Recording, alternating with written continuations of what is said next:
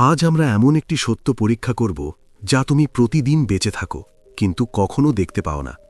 কারণ যেদিন তুমি মনের খেলা বুঝতে পারবে সেদিন তুমি বদলে যেতে শুরু করবে। গৌতম বুদ্ধ খুব শান্তভাবে বলেছিলেন, মানুষ তার নিজের মনের দ্বারা আবদ্ধ এবং সে এর দ্বারাও মুক্ত হতে পারে। এটি কোনো আধ্যাত্মিক ধারণা নয়, এটি একটি দৈনন্দিন বাস্তবতা। আমরা সবাই ধরে নিই যে আমরা চিন্তা করছি, আমরা সিদ্ধান্ত নিচ্ছি, আমরা কি করব এবং কি করব না তা বেছে নিচ্ছি। কিন্তু একটু সততা একটি অস্বস্তিকর সত্য প্রকাশ করে। প্রায়শই আমরা ভাবি না, চিন্তা ভাবনা আমাদের চালিত করে। এটি মনের প্রথম এবং গভীরতম প্রতারণা। মন কখনো এগিয়ে গিয়ে বলে না, এখন আমি তোমাকে চালিত করছি। এটি পটভূমিতে সুন্দরভাবে বসে থাকে, আমাদের এই ভ্রম দেয় যে সবকিছু আমাদের নিয়ন্ত্রণে। বুদ্ধ এটিকে অভিজ্ঞান বলেছিলেন, অর্থাৎ সচেতনতা ছাড়াই বেঁচে থাকা। গৌতম বুদ্ধ বলেছিলেন, বিশ্বের সবচেয়ে কঠিন যুদ্ধ বাইরে নয়, বরং নিজের মনের মধ্যেই লড়াই করা হয়, এবং যে এই যুদ্ধে জয়ী হয় তাকে পৃথিবী জয় করার দরকার নেই। আজ আমরা ধর্ম বা প্রচার সম্পর্কে কথা বলবো না। বুদ্ধ বলতেন, মনকে দমন করো না, তার সাথে লড়াই করো না, শুধু জাগো। জাগরণ কোনো অলৌকিক ঘটনা নয়, এটি কোনো রহস্যময় অভিজ্ঞতা নয়। এটি কেবল দেখার বিষয় যে প্রতিটি চিন্তা সত্য নয়। এটিই মূল বিষয়। আমরা মনে করি আমরা চিন্তা করছি, বাস্তবে আমাদের চিন্তা করা হচ্ছে। যতক্ষণ না এটি স্পষ্ট হয়, মনই মালিক থাকে, এবং যখন এটি স্পষ্ট হয় তখন একটি নতুন প্রশ্ন ওঠে, মন যদি আমাকে নিয়ন্ত্রণ করে তাহলে কেন এটি এমন করছে? অভ্যাস, ভয়, আসক্তি। কিন্তু তার আগে প্রথম প্রতারণা কোথায় হয়েছিল তা বোঝা দরকার ছিল। একবার এই বোধগম্যতা অর্জন করা হলে মনের পরবর্তী কৌশলগুলি ধীরে ধীরে উন্মোচিত হতে শুরু করে, এবং মন আমাকে নিয়ন্ত্রণ করছে এই বোধগম্যতা একটু স্পষ্ট হওয়ার সাথে সাথেই আরও একটি গভীর সত্য ধীরে ধীরে বেরিয়ে আসে। এই সত্যটি কোনো বইতে লুকানো নেই, এটি আপনার দৈনন্দিন জীবনে প্রতিটি অস্থিরতা, প্রতিটি ক্লান্তি, প্রতিটি অসম্পূর্ণ ঘুমের মধ্যে উপস্থিত। মন কেবল আপনাকে নিয়ন্ত্রণ করে না, এটি আপনাকে সময়ের সাথে সাথে নিজেকে হারিয়েও ফেলে। গৌতম বুদ্ধ এটিকে সংযতভাবে বলেছেন, মন হয় অতীতে আটকে থাকে অথবা ভবিষ্যতের চিন্তায় মগ্ন থাকে। এটি খুব কমই বর্তমানের মধ্যেই থাকে, এবং এখান থেকেই মনের দ্বিতীয় এবং সম্ভবত সবচেয়ে ধূর্ত কৌশল শুরু হয়, সময়ের মায়া। আপনার জীবনকে মনোযোগ সহকারে দেখুন। শরীর এখানে, কিন্তু মন কোথায়? কখনো পিছনে, কখনো এগিয়ে, কখনো অতীতের ঘটনায় হারিয়ে যায়, কখনো ভবিষ্যতের জন্য চিন্তিত। আজ মনোবিজ্ঞান স্পষ্টভাবে বলে যে মানুষের মন বর্তমানের জন্য তৈরি হয়নি, এটি বিপদকে স্বীকৃতি দেওয়ার জন্য তৈরি। অতএব এটি হয় অতীতের দোষ খুঁজে পায় অথবা ভবিষ্যতের ভয় পায়। বুদ্ধ অনেক আগেই এটি বুঝতে পেরেছিলেন। তিনি বলেছিলেন, যা অতীতকে ধরে রাখা কষ্টকর, যা এখনও আসেনি তা নিয়ে বেঁচে থাকা উদ্বেগজনক। মন উভয়কেই ভালোবাসে। কেন? কারণ অতীত এবং ভবিষ্যতের একটি গল্প আছে, নাটকীয়তা আছে, আবেগ আছে। বর্তমানে কেবল শান্তি আছে, আর মন শান্তি চায় না, মন নাটক চায়, শান্তি নয়। তুমি নিশ্চয়ই লক্ষ্য করেছ যে সবকিছু ঠিকঠাক চলার পরেও মন চিন্তা করার জন্য কিছু খুঁজে পায়। সবকিছু ঠিক আছে, কিন্তু কেন এটা ঠিক মনে হচ্ছে না জানি না। এই বাক্য কি অনেক কিছু বলে। মনোবিজ্ঞান একে বলে রুমিনেশন, এই ক্রমাগত চিন্তাভাবনা। ঘটনাটি শেষ হয়ে গেছে, কিন্তু মন তা যেতে দিচ্ছে না। কেউ কিছু বলেছে, একটি ছোট ভুল হয়েছে, কেউ তা উপেক্ষা করেছে। সেই মুহূর্তটি শেষ হয়ে গেছে, কিন্তু মন তা পুনরুজ্জীবিত করে। বুদ্ধ বলেন, যদি অতীত বারবার মনে ফিরে আসে তবে তা স্মৃতি নয়, যন্ত্রণায় পরিণত হয়। এখানেই অনুশোচনা জাগে, অপরাধ বোধ জাগে। মন বলে, আমি যদি এটা না করতাম, আমি যদি এই কথাগুলো না বলতাম, আমি যদি এমন না হতাম। মনোবিজ্ঞান বলে যে এটি মনের একটি ধরন, নেতিবাচক পক্ষপাত। মন নেতিবাচক বিষয়গুলিকে আরও গভীরভাবে ধরে রাখে। জীবনে ভয়, উদ্বেগ এবং রাগ বাহ্যিক শত্রু নয়, এগুলি কোনো একক ঘটনার ফলাফল নয়। এগুলি ধীরে ধীরে দৈনন্দিন জিনিসে পরিণত হয়। এগুলি অন্যদের অভিজ্ঞতা থেকে তৈরি হয়। কেউ শোনেনি, কেউ বুঝতে পারেনি, কেউ আপনার কঠোর পরিশ্রমকে উপেক্ষা করেছে। আপনার কাছের কেউ এমন কথা বলেছে যা আপনার হৃদয়কে কাঁটার মতো বিদ্ধ করেছে। ঘটনাটি ছোট ছিল, কিন্তু মনটা এতে একটি বিরাট বিশৃঙ্খলা তৈরি করেছিল। গল্প তৈরি। মনোবিজ্ঞান বলে যে মন প্রতিটি অভিজ্ঞতাকে তার কাঁচা আকারে রাখে না, এটি অভিজ্ঞতাকে অর্থ দেয়, তার ওপর একটি লেবেল চাপিয়ে দেয়, এবং তারপর সেই স্তরটিকে তার পরিচয়ে তৈরি করে। এখানেই ভয়ের জন্ম হয়, এখানেই উদ্বেগ রূপ নেয়, এবং এখানেই রাগ শিকড় গাড়ে। গৌতম বুদ্ধ একই কথা বলেন, কিন্তু শব্দগুলি ভিন্ন। দৃষ্টি আরও গভীর, বুদ্ধ বলেছেন যে দুঃখের কারণ পরিস্থিতি নয়, দুঃখের কারণ হল তৃষ্ণা। এটি সেই আসক্তি যা মন অভিজ্ঞতার সাথে তৈরি করে, সেই আসক্তি যা বলে যে এটি আমার সাথে হওয়া উচিত ছিল না, আমি কেন এমন, লোকেরা কেন আমার সাথে এমন করে। এখন সম্পর্কের যন্ত্রণা বিবেচনা করুন। সবচেয়ে বেশি আঘাত লাগে যেখানে প্রত্যাশা সবচেয়ে বেশি, বাবা মা, সঙ্গী, বন্ধু, পরিবার। যখন প্রত্যাশা পূরণ হয় না, তখন ব্যথা কেবল আচরণ থেকে আসে না, ব্যথা আসে মন তাৎক্ষণিকভাবে যে গল্প তৈরি করে তা থেকে। আমি গুরুত্বপূর্ণ নই, আমাকে বোঝা যায় না, আমি সর্বদা একা থাকব। মনোবিজ্ঞান এই পরিচয়ের আঘাতকে বলে আত্মচিত্রের ওপর আক্রমণ। যখন আমাদের আত্মচিত্র ভেঙে যায়, তখন মন তা রক্ষা করার জন্য হয় রাগ বা ভয়ের সাথে প্রতিক্রিয়া জানায়, কখনো কখনো উভয়ই। গৌতম বুদ্ধ এখানে একটি উল্লেখযোগ্য বিষয় তুলে ধরেন। তিনি বলেন, তোমাকে আঘাত করা হয়নি, তোমার পরিচয় হুমকির সম্মুখীন হয়েছে, এবং পরিচয় একটি ধারণা, সত্য নয়। কিন্তু মন সেখানেই থেমে থাকে না, এটি তুলনা শুরু করে অন্যের জীবনের সাথে, অন্যের সাফল্যের সাথে, অন্যের সুখের সাথে। এই তুলনা সামাজিক জগতে তীব্রতর হয়। কেউ এগিয়ে গেছে, কেউ সুখী দেখাচ্ছে, কেউ আরও সফল বলে মনে হচ্ছে, আর মন নীরবে বলে, আমি পিছিয়ে আছি। মনোবিজ্ঞান এই তুলনাকে বলে সামাজিক তুলনা। এই তুলনা মনের মধ্যে হীনমন্যতা এবং নিরাপত্তাহীনতার জন্ম দেয়, এবং ধীরে ধীরে আমি এই রকমের জাল বনে, আমি দুর্বল, আমি রাগান্বিত, আমি দুঃখী, আমি এই রকম। এবং এটিই সবচেয়ে বিপজ্জনক জায়গা। গৌতম বুদ্ধ এই অজ্ঞতাকে বলেছেন অজ্ঞতা, সেই অজ্ঞতা যেখানে মন তার অস্থায়ী অনুভূতিগুলিকে স্থায়ী পরিচয় করে তোলে। বুদ্ধ বলেন, তুমি দুঃখী নও, তোমার ভেতরে দুঃখ জন্ম নিচ্ছে। তুমি রাগ করো না, তোমার ভেতরে রাগ আসছে এবং যাচ্ছে। কিন্তু যখন তুমি বলো আমি দুঃখী, দুঃখ কেবল একটি অনুভূতিই থাকে না, এটি আমার হয়ে যায়। এখান থেকেই অহংকারের গল্প শুরু হয়। অহংকার অহংকার নয়, অহংকার হলো সেই কণ্ঠস্বর যা প্রতিটি অভিজ্ঞতাকে আমার সাথে যুক্ত করে। আমার সম্মান, আমার অপমান, আমার প্রশংসা, আমার পরাজয়, আমার জয়। মনোবিজ্ঞান বলে অহংকার একটি আখ্যান, একটি ক্রমাগত চলমান গল্প যা মন নিজেই বলে। এই গল্পে প্রতিটি প্রশংসা সুখে পরিণত হয়, প্রতিটি অপমান বিষ হয়ে যায়। কেউ তোমার প্রশংসা করে আর মন ভুলে যায়, কেউ তোমার সমালোচনা করে আর মন ভেঙে যায়, কিন্তু উভয় অবস্থাতেই তুমি তোমার শান্তি অন্য কারো হাতে তুলে দাও। গৌতম বুদ্ধ এখানে খুব সহজ কথা বলেছেন। তিনি বলেছেন যে প্রশংসা হলো বন্ধন আর অপমান হলো বন্ধন, কারণ উভয়ই অহংকারকে শক্তিশালী করে, আর যেখানে অহংকার শক্তিশালী হয় সেখানে কষ্টের সম্ভাবনাও শক্তিশালী হয়।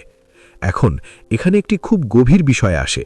তুমি মনকে শত্রু বলো না, মনোবিজ্ঞানও না, বুদ্ধও না, উভয়ই মনকে একটি প্রক্রিয়া বলে। মনের কাজ হলো চিন্তা করা, তুলনা করা এবং গল্প তৈরি করা। দোষ মনের নয়, বরং স্বীকৃতির।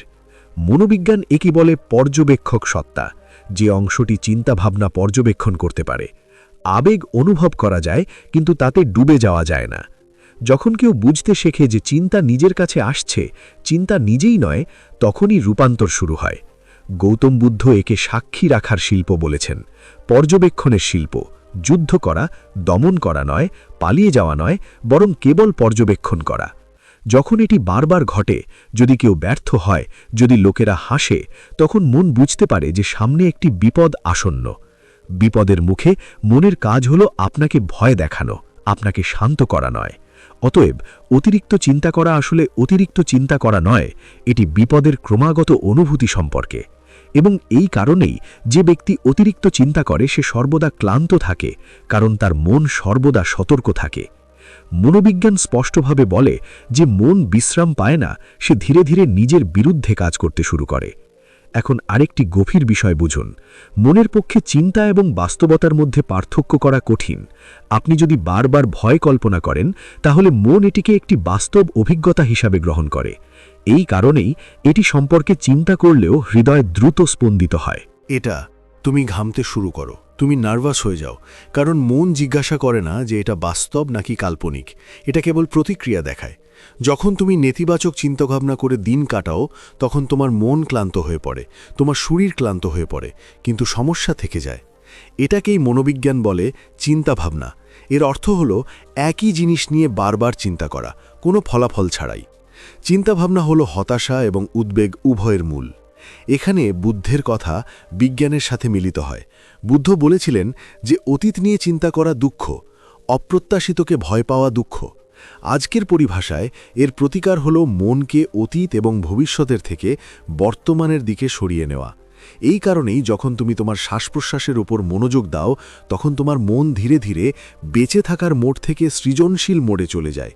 মনোবিজ্ঞান একে স্নায়ুতন্ত্রের নিয়ন্ত্রণ বলে। তোমার ভেতরের স্নায়ুতন্ত্র ধীরে ধীরে শান্ত হয়ে যায় এবং এটি ঘটলে তোমার চিন্তাভাবনা পরিবর্তন হতে শুরু করে। সমস্যাটি একই থাকে, তবে এর বোঝা কম হয়, কারণ তুমি আর সমস্যা হয়ে ওঠো না, তুমি সমস্যার পর্যবেক্ষক হয়ে যাও। আমি ভাবছি কিন্তু ভাবছি না, এই বাক্যাংশটি এখানেই জীবন্ত হয়ে ওঠে। এটি কেবল একটি আধ্যাত্মিক বিবৃতি নয়, এটি একটি গভীর মনস্তাত্ত্বিক সত্য। যখন একজন ব্যক্তি তার চিন্তাভাবনা থেকে নিজেকে দূরে সরিয়ে নেয়, তখন তার মন প্রথমবারের মতো স্বাধীন বোধ করে এবং একটি মুক্ত মন সমাধান খুঁজে পায়। এই কারণেই শান্ত মানুষ কম চিন্তা করে না, তারা সঠিক দিকে চিন্তা করে। তীক্ষ্ণ মন এমন নয় যা ক্রমাগত কাজ করে, তীক্ষ্ণ মন এমন যা কেবল প্রয়োজনের সময় কাজ করে। এবং এই কারণেই শান্ত মানুষ কম কথা বলে, কিন্তু যখন তারা তা করে তখন তাদের কথার প্রভাব পড়ে, কারণ তাদের মন স্পষ্টতার সাথে কাজ করে, ভয়ের সাথে নয়। যদি চিন্তাভাবনা বন্ধ করা না যায়, তাহলে কিভাবে এটিকে সঠিক দিক নির্দেশনা দেওয়া যাবে? যদি চিন্তাভাবনা বন্ধ করা না যায়, তাহলে এটিকে দমন করার চেষ্টা করা সবচেয়ে বড় ভুল হয়ে যায়। মনোবিজ্ঞান বলে যে আপনি জোর করে দমন করা চিন্তা আরও শক্তিশালী হয়ে ওঠে। এই কারণেই যারা বলে যে অজান্তেই চিন্তাভাবনা বন্ধ করো, তারা মনের সাথে যুদ্ধ শুরু করে, এবং কোনো মানুষ কখনো মনের সাথে যুদ্ধে জয়ী হয়নি। এই কারণেই বুদ্ধ বলেছেন, চিন্তাভাবনা বন্ধ করো না, সেগুলো পর্যবেক্ষণ করো, কারণ যা দেখা যায় তা ধীরে ধীরে দুর্বল হয়ে পড়ে। এখন তোমার দৈনন্দিন জীবন বিবেচনা করো। ঘুমাতে গেলে কেন তোমার মন সবচেয়ে বেশি কাজ করে? কারণ তুমি সারাদিন তাড়াহুড়ো করে থাকো, কাজে ব্যস্ত থাকো, মোবাইল ফোনে হারিয়ে যাও, কিন্তু তুমি কখনোই তোমার মনের সাথে দেখা করনি। আর যখনই তুমি শান্তি পাও, তোমার চিন্তা বলে, এখন আমাদের পালা। মনোবিজ্ঞান একে অপ্রক্রিয়াজাত চিন্তা বলে, অর্থাৎ যে চিন্তাগুলো তুমি বুঝতে পারোনি সেগুলো তুমি কেবল স্থগিত রাখতে থাকো, আর যেগুলো স্থগিত রাখতে থাকো সেগুলো রাতে কোলাহলপূর্ণ হয়ে ওঠে। এখান থেকেই অতিরিক্ত চিন্তা শুরু হয়। আর এখানে আরেকটি গভীর বিষয় বোঝো, মন সমস্যা দ্বারা ততটা বিরক্ত হয় না যতটা অনিশ্চয়তার দ্বারা। যদি তুমি নিশ্চিতভাবে জানো কখন ব্যথা শেষ হবে, এমনকি ব্যথাও সহ্য করা যায়, কিন্তু যখন মন জানে না যে পরবর্তীতে কি হবে, তখন এটি গল্প তৈরি করতে শুরু করে, এবং মন যে গল্প তৈরি করে তা প্রায়ই ভয়ঙ্কর হয়। এই কারণেই যারা চিন্তা করতে থাকে তারা হেরে যায়, কারণ তারা তাদের বর্তমান শক্তি ভবিষ্যতের কল্পনা করে নষ্ট করে, এবং তারা যা বেঁচে থাকে তা হলো তারা যা অর্জন করে। বেঁচে থাকার অর্থ মজা করা নয়, বেঁচে থাকার অর্থ মুহূর্তে উপস্থিত থাকা। মনোবিজ্ঞান বলে যে যখন একজন ব্যক্তি বর্তমানে থাকে, তখন মন স্বয়ংক্রিয়ভাবে শান্ত হয়ে যায়, কারণ বর্তমানে কোনো বিপদ নেই। বিপদ সর্বদা অতীতে বা ভবিষ্যতে থাকে। এখানেই বুদ্ধের শিক্ষা খুব বৈজ্ঞানিক হয়ে ওঠে। তিনি বলেছিলেন যে দুঃখ চিন্তায় নয়, বরং তাদের সাথে আঁকড়ে থাকার মধ্যে নিহিত। কল্পনা করুন, যদি আপনার মনে কোনো চিন্তা আসে এবং আপনি তা বুঝতে না পারেন, তবে এটি নিজেই চলে যাবে, রাস্তা দিয়ে চলে যাওয়া গাড়ির মতো। আপনি এটির পিছনে ছুটবেন না, আপনি কেবল দেখবেন। কিন্তু যখন মনের গাড়িটি পাশ দিয়ে চলে যায়, তখন আমরা এতে আটকে যাই, এবং সেই গাড়িটি তখন আমাদের অনেক দূরে ফেলে দেয়, ক্লান্তি, ভয় এবং উদ্বেগ পিছনে ফেলে। এই কারণেই একটি তীক্ষ্ণ মন হল এমন যা শান্ত থাকে, কারণ একটি শান্ত মন প্রতিটি গাড়িতে ওঠে না, এটি বেছে নেয় কোন দিকে মনোযোগ দিতে হবে এবং কোনটি ছেড়ে দিতে হবে। এবার এখানে একটি খুব সূক্ষ্ম কিন্তু শক্তিশালী জিনিস বুঝুন। মনোবিজ্ঞান বলে যে তুমি যা মনোযোগ দাও তা বৃদ্ধি পায়। যদি তুমি ভয়ের উপর মনোযোগ দাও, তাহলে তা বৃদ্ধি পাবে। যদি তুমি অভাবের উপর মনোযোগ দাও, তাহলে তুমি অভাব অনুভব করবে। কিন্তু যদি তুমি কেবল পর্যবেক্ষণ করার অভ্যাস গড়ে তোলো, তাহলে মন জ্বালানি পাওয়া বন্ধ করে দেয়, আর জ্বালানি ছাড়া চিন্তাভাবনা খুব বেশি দূরে যায় না। এটা ছিল বুদ্ধের নীরবতা। তিনি চুপ থাকেননি কারণ তার বলার কিছু ছিল না, তিনি চুপ ছিলেন কারণ তিনি জানতেন প্রতিটি চিন্তার প্রতিক্রিয়া জানানোর প্রয়োজন নেই। এবং আজকের মানুষের এটাই সবচেয়ে বেশি শেখা দরকার। প্রতিটি বার্তার উত্তর থাকে না, প্রতিটি চিন্তার সমাধান থাকে না, প্রতিটি ভয়ের ব্যাখ্যা থাকে না। কেবল জিনিসগুলিকে এগিয়ে যেতে দেওয়া একটি শিল্প। আর একবার তুমি এই শিল্প শিখলে, তোমার মন তোমার দাস হয়ে ওঠে, তোমার প্রভু নয়। এখানেই পরের দরজা খুলে যায়। যখন চিন্তাভাবনা পর্যবেক্ষণ করা হয়, অভ্যাস পরিবর্তন হতে শুরু করে, আর অভ্যাস পরিবর্তনের সাথে সাথে তোমার পুরো জীবন নতুন মোড় নেয়। আর যখন একজন মানুষ তাদের চিন্তাভাবনা পর্যবেক্ষণ করতে শেখে, তখন এক অদ্ভুত পরিবর্তন শুরু হয়। বাইরে থেকে কিছুই বদলায় না, মানুষ একই থাকে, সমস্যা একই থাকে, কিন্তু ভেতরে কিছু একটা আলগা হতে শুরু করে। চিন্তা আসে, কিন্তু আগের মতো আটকে থাকে না। ভয়। এখন এটাকে তোমার দৈনন্দিন অভিজ্ঞতার সাথে সংযুক্ত করো। ধরো তোমার মনে একটা চিন্তা আসে, আমি যথেষ্ট ভালো নই। আগে কি হতো? তুমি এটা মেনে নিবে। তারপর দ্বিতীয় চিন্তা আসবে, তাই মানুষ আমাকে হালকাভাবে নেবে। তারপর তৃতীয়, কেন সবসময় আমার সাথে এমন হয়? এবং কয়েক মিনিটের মধ্যেই তোমার সম্পূর্ণ ব্যক্তিত্ব সেই একটি চিন্তাকে কেন্দ্র করে গড়ে উঠবে। কিন্তু যখন তুমি বুঝতে পারবে যে আমি ভাবছি, কিন্তু আমি ভাবছি না, তখন সেই চিন্তা কেবল মেঘে পরিণত হবে। এটা আসে, থাকে এবং চলে যায়, এবং তুমি আকাশই থেকে যাও। বুদ্ধ কখনো বলেননি যে চিন্তাভাবনা অদৃশ্য হয়ে যাবে। তিনি বলেছিলেন যে পরিচয় ভেঙে যাবে, এবং পরিচয় ভেঙে গেলে দুঃখের মূল শুকিয়ে যেতে শুরু করে। এখন এখানে একটি খুব গুরুত্বপূর্ণ বিষয় বুঝুন। মানুষের মন আসলে দুটি জিনিস দ্বারা চালিত হয়, অভ্যাস এবং ধ্যান।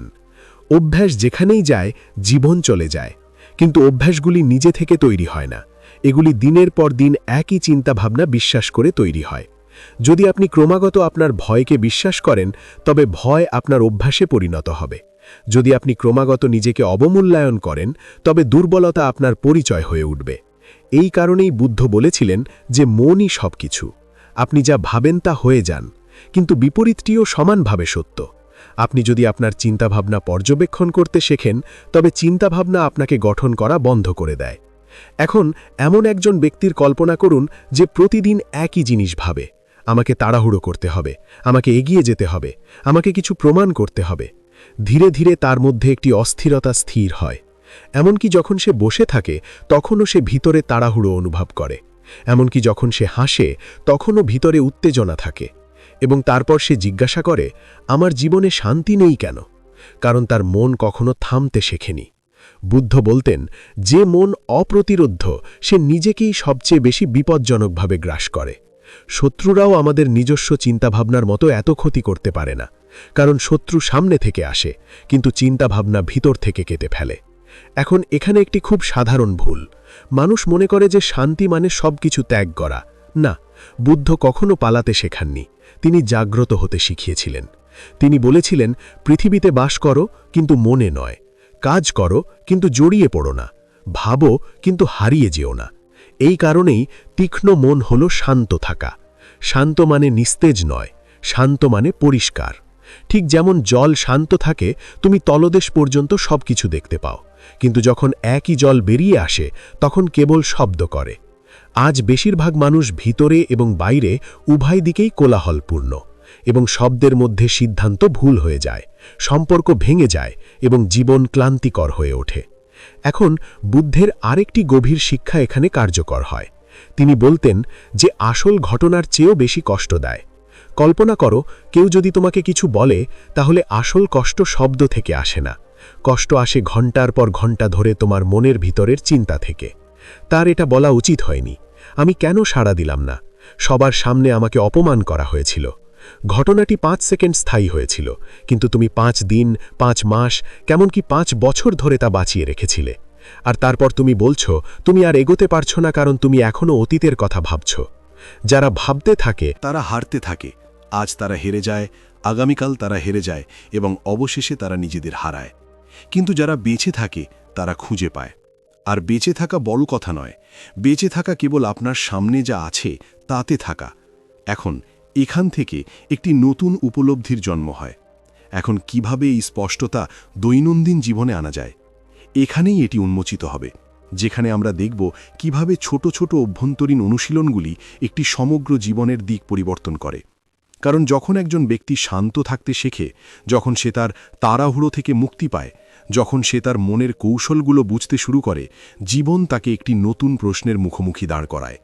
এই প্রশ্নটি কেবল মুখে আসে না, এটি অভিজ্ঞতা হিসেবে আসে। এখন একজন ব্যক্তি বুঝতে শুরু করে যে সব কিছু তার নিয়ন্ত্রণে নেই, এবং এখানেই বেশিরভাগ মানুষ আবার ভেঙে পড়ে। কারণ মন চায় সব কিছু এখনই ঠিকঠাক হোক, সব কিছু আমার পরিকল্পনা অনুযায়ী চলতে হবে। সকলেরই আমাকে বোঝা উচিত, সকল পরিস্থিতি আমার অনুকূলে থাকা উচিত। কিন্তু বুদ্ধ খুব সহজভাবে বলেছিলেন যে যা পরিবর্তন করা যায় না তা গ্রহণ করাই জ্ঞান।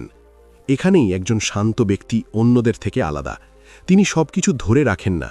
তিনি জানেন যে কিছু জিনিস সময়ের সাথে সাথে আসে এবং কিছু জিনিস সময়ের সাথে সাথে চলে যায়। আমরা প্রায়শই কি করি? আমরা যা অতীত হয়ে গেছে তা ধরে রাখার চেষ্টা করি, যা পরিবর্তিত হয়েছে তা একই করার জন্য আমরা জোর দিই, এবং এই একগুঁয়েমিতে আমরা আমাদের বর্তমানকে নষ্ট করি। বুদ্ধ বলেছিলেন যে দুঃখের কারণ ঘটনা নিজেই নয়, দুঃখের কারণ হল এর প্রতিরোধ। একজন শান্ত ব্যক্তি সময় বেছে নেয় কারণ সে সময়ের সাথে লড়াই করে না। স্রোতের বিরুদ্ধে সাঁতার কাটার পরিবর্তে সে প্রবাহ বুঝতে এবং তার সাথে চলতে শেখে। দৈনন্দিন জীবনে এটি দেখুন, কেউ পদোন্নতি পেয়েছে, আপনি পাননি। কারো কাজ এগিয়েছে, আপনার সঙ্গীত থেমে গেছে। এখন দুটি পথ আছে। একটি পথ হলো ভিতরে জ্বলে ওঠা, নিজেকে অভিশাপ দেওয়া, ভাগ্যকে অভিশাপ দেওয়া এবং প্রতিটি দিন ভারী হৃদয়ে বেঁচে থাকা। অন্য উপায় হলো শান্ত থাকা, পর্যবেক্ষণ করা, বোঝা এবং নিজেকে জিজ্ঞাসা করা, আমার এখনও কি শেখার আছে। একজন শান্ত ব্যক্তি অন্য পথ বেছে নেন।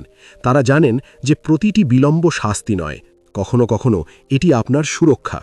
বুদ্ধ বলেছিলেন যে সঠিক সময়ের আগে যা আসে তা দুঃখও নিয়ে আসে। বুদ্ধের জীবন দেখুন, তিনি কখনো জ্ঞানের সন্ধানে তাড়াহুড়ো করেননি। তিনি প্রতিটি অভিজ্ঞতা যাপন করেছিলেন, প্রতিটি পরিস্থিতি বুঝতে পেরেছিলেন, এবং যখন সময় এসেছিল জ্ঞান নিজেকে প্রকাশ করেছিল। এটাই জীবনের নিয়ম, যত বেশি মূল্যবান জিনিস তা অর্জন করতে তত বেশি সময় লাগে। কিন্তু আজকের মন এটি মেনে নিতে প্রস্তুত নয়। আজকের মন তাৎক্ষণিক সাফল্য, তাৎক্ষণিক সম্মান, তাৎক্ষণিক স্বীকৃতি চায়, এবং যখন এগুলি তাৎক্ষণিকভাবে আসে না তখন মন অস্থির হয়ে ওঠে। শান্ত ব্যক্তি এখানেও আলাদা। তারা জানে যে অভ্যন্তরীণ প্রস্তুতি ছাড়া বাহ্যিক সাফল্য বোঝা হয়ে ওঠে। এখন আরেকটি পরিবর্তন শুরু হয়। শান্ত ব্যক্তি নিজেকে অন্যদের সাথে তুলনা করা বন্ধ করে দেয়। তারা দেখে না কে এগিয়ে আছে বা কে পিছিয়ে আছে, তারা কেবল দেখে যে তারা আজকের চেয়ে ভালো কিনা। বুদ্ধ বলতেন যে তুলনা সেখানেই হয় যেখানে আত্মজ্ঞান নেই। যখন একজন মানুষ নিজেকে বুঝতে শুরু করে তখন নিজেকে প্রমাণ করার জন্য তার অন্যদের প্রয়োজন কম হতে শুরু করে, এবং এখানেই জীবন হালকা হতে শুরু করে। মনের ওপর থেকে বোঝা কমতে শুরু করে, ঘুমের উন্নতি হয়, হৃদয়ে এক অদ্ভুত প্রশান্তি প্রবেশ করতে শুরু করে। বাইরে থেকে মানুষ যাই বলুক না কেন, ভেতরে কিছুই কাঁপে না। এই অবস্থাতেই একজন মানুষ প্রথমে বুঝতে পারে আমি নিরাপদ। যখন একজন মানুষ ভেতর থেকে নিরাপদ থাকে তখন তারা আর ভয়ে সিদ্ধান্ত নেন না, তারা লোভের দ্বারা জ্বালিত হন না, তারা অন্যদের ওপর ভিত্তি করে তাদের দিক পরিবর্তন করেন না। এখানেই তাদের সময় সম্পূর্ণরূপে তাদের নিজস্ব হয়ে যায়। সংগ্রাম স্বাভাবিকভাবেই কমে যায়, লড়াই স্বাভাবিকভাবেই শেষ হতে শুরু করে। কিছু জিনিস নিজেরাই জীবন থেকে অদৃশ্য হয়ে যায় এবং অন্যান্যগুলি স্বয়ংক্রিয়ভাবে অন্তর্ভুক্ত হয়ে যায়। বুদ্ধ বলতেন যে যখন মন পবিত্র হয় তখন জীবন তার নিজস্ব পছন্দ করে। এবং এখন গল্পটি এমন এক পর্যায়ে পৌঁছেছে যেখানে শান্ত ব্যক্তি আর কেবল সহ্য করে না, বরং জ্ঞানী হয়ে ওঠে। এখন সে বুঝতে শুরু করে যে সব কিছু গ্রহণ করা প্রয়োজন নয়, সব কিছু থেকে পালিয়ে যাওয়াও ঠিক নয়। তার ভেতরে একটি নতুন ক্ষমতার জন্ম হয়। জীবনে কাকে রাখতে হবে, কাকে ছেড়ে দিতে হবে, কোন পথ অনুসরণ করতে হবে এবং কোন মুহূর্তে থামতে হবে তা চিনতে পারার ক্ষমতা। কারণ যখন একজন ব্যক্তি শান্ত হন, যখন তারা সময় বুঝতে শুরু করেন, যখন তারা গ্রহণ করেন, আর একবার যখন কেউ ধৈর্য শেখে, তখন জীবন আরেকটি পরীক্ষার মুখোমুখি হয়। এমন একটি পরীক্ষা যেখানে কেবল শান্ত থাকা যথেষ্ট নয়, যেখানে সঠিক সিদ্ধান্ত নেওয়া অপরিহার্য হয়ে ওঠে। এখানেই শান্ত ব্যক্তি তার সবচেয়ে কঠিন মুহূর্তের মুখোমুখি হন। এটি সেই মুহূর্ত নয় যখন সবকিছু ভেঙে পড়ছে, বরং সেই মুহূর্ত যখন সবকিছু সম্ভব বলে মনে হয়। বুদ্ধ বলেছিলেন, সবচেয়ে বড় পরীক্ষা দুঃখ কষ্টের মধ্যে নয়, বরং সুবিধা এবং সুযোগের মধ্যে। যখন একজন ব্যক্তি দীর্ঘ সময় ধরে শান্ত থাকে, যখন তারা ধৈর্য ধরে সময়কে পরিপক্ক হতে দেয়, তখন একদিন জীবন তার জন্য দরজা খুলে দেয়। মানুষ শুনতে শুরু করে, পরিস্থিতি তাদের পক্ষে ঝুঁকতে শুরু করে। গতকাল যা উপেক্ষা করা হয়েছিল তা আজ প্রয়োজনীয় হয়ে ওঠে, এবং এখানেই বেশিরভাগ মানুষ ব্যর্থ হয়।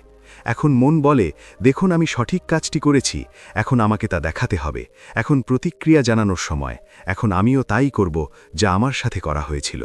এই মুহূর্তটি যখন একজন শান্ত ব্যক্তি হয় সত্যিই মহান হয়ে ওঠেন, অথবা সেই জনতার কাছে ফিরে আসেন যেখান থেকে তারা আলাদা হয়েছিলেন। বুদ্ধ সতর্ক করেছিলেন যে ব্যক্তি শান্ত তাকে অহংকার দিয়ে মিশ্রিত করে তা সব কিছু হারায়।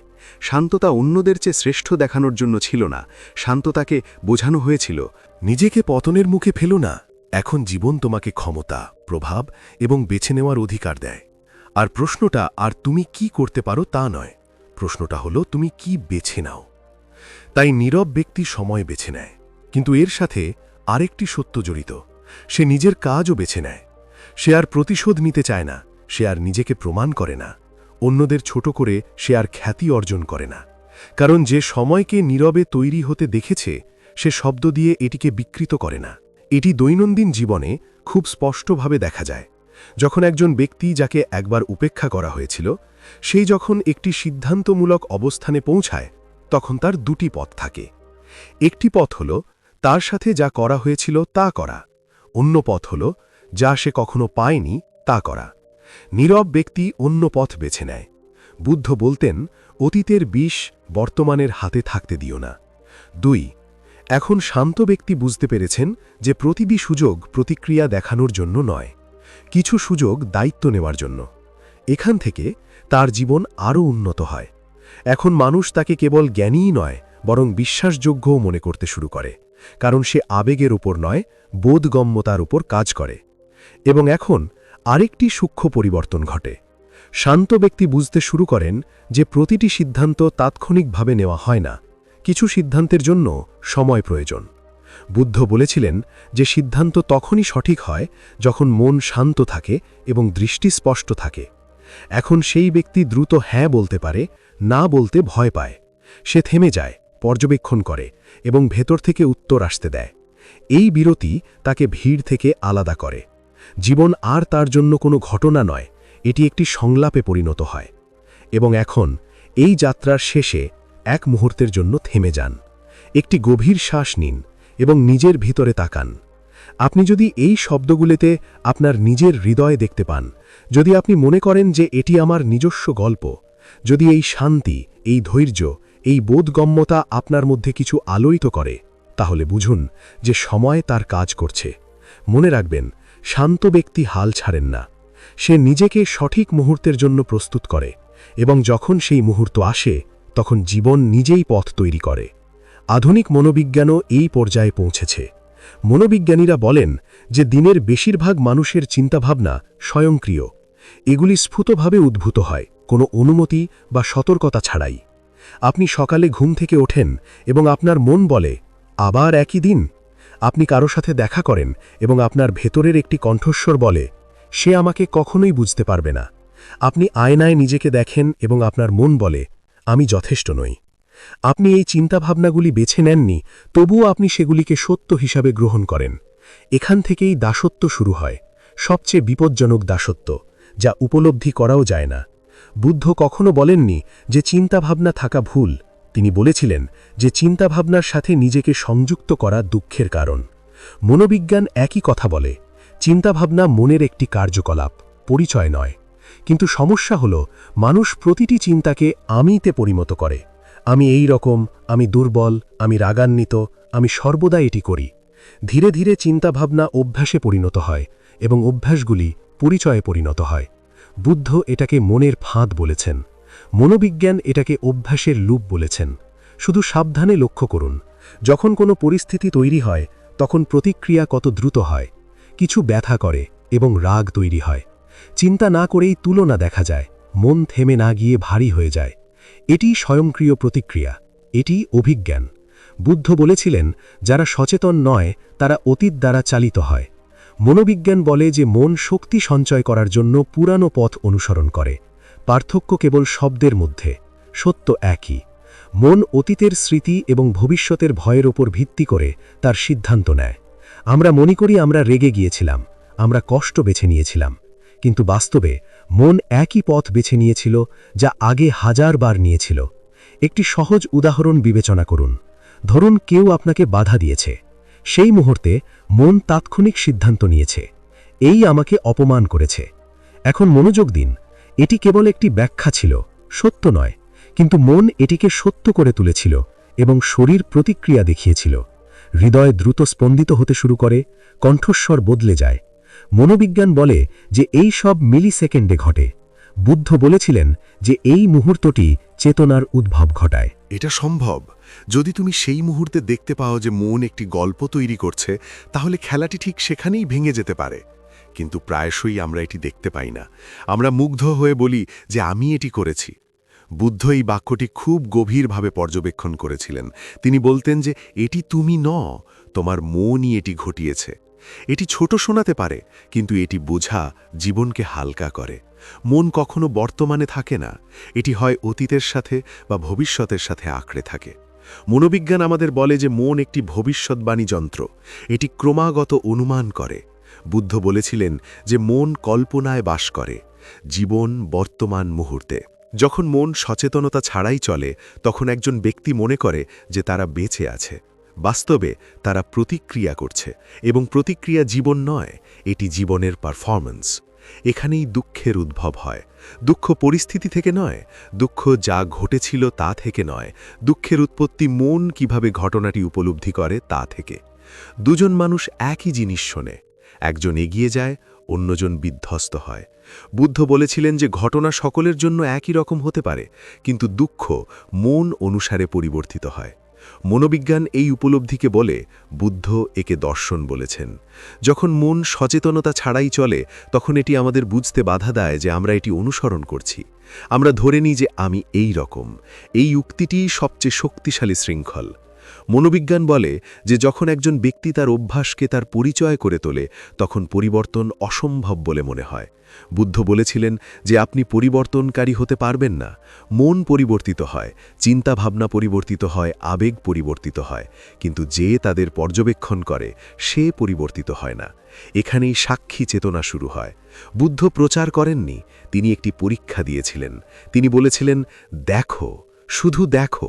যখন তুমি রেগে যাও, শুধু দেখো। আমি রাগ করছি বলো না। এই ছোট পার্থক্য পুরো খেলাটিকে বদলে দেয়। মনোবিজ্ঞান এটিকে পর্যবেক্ষক মোড বলে। যখন একজন ব্যক্তি পর্যবেক্ষণ করতে শেখে, তখন প্রথমবারের মতো মনের দখল শিথিল হয়ে যায়। মন এটিকেই সবচেয়ে বেশি ভয় পায়, কারণ আপনি পর্যবেক্ষণ শুরু করার সাথে সাথে তার নিয়ন্ত্রণ দুর্বল হয়ে যায়। বুদ্ধ বলেছিলেন, যা বর্তমান মুহূর্তে নেই তা কোথাও নেই। এটা গভীর শোনালেও এর অর্থ খুবই সহজ। যদি তুমি আজ জীবনযাপন না করো, তাহলে জীবন কোথাও নেই। মন বলে আজ নয়, আগামীকাল। এই আগামীকাল কখনো আসবে না। বুদ্ধ একে বলেছেন ভ্রম, আর মনোবিজ্ঞান একে বলে বিলম্বিত সুখের লক্ষণ। যখন একজন ব্যক্তি মনে করে যদি আমি একটু বেশি পাই আমি খুশি হব, কিন্তু যখন আমি তা পাই, তখন মন একটি নতুন শর্ত আরোপ করে। এই খেলা চলতে থাকে। মন তোমাকে সময়ের সাথে জড়িয়ে রাখে, এবং সবচেয়ে বিপজ্জনক বিষয় হলো তুমি নিজেকে জ্ঞানী মনে করো, কারণ তুমি খুব বেশি চিন্তা করছো। বুদ্ধ বলেছিলেন, অতিরিক্ত চিন্তা করা জ্ঞান নয়, বরং আরও বিভ্রান্তি। যতক্ষণ মন অতীত এবং ভবিষ্যতে থাকে, ততক্ষণ কোনো সচেতনতা থাকে না, এবং সচেতনতা ছাড়া মনই প্রভু থাকে।